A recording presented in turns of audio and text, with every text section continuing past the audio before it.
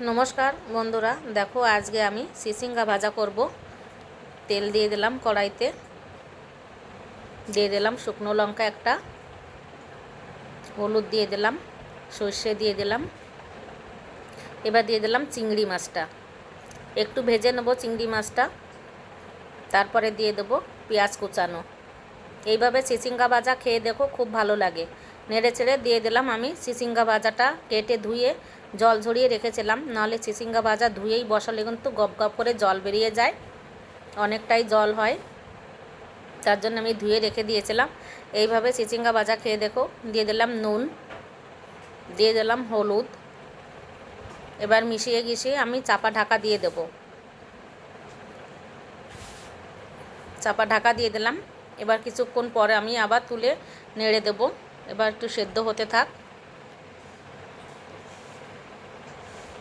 আমি তুলে নিয়ে আবার ঢাকাটা তুলে নিয়ে আমি আবার নেড়ে চেড়ে দিচ্ছি।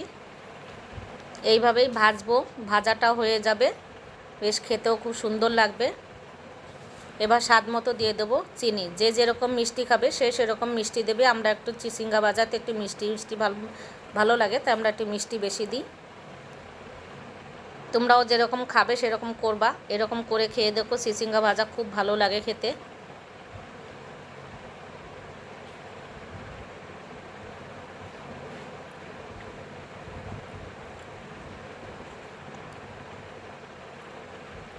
আমার চিচিঙ্গা ভাজা প্রায় হয়ে এসছে,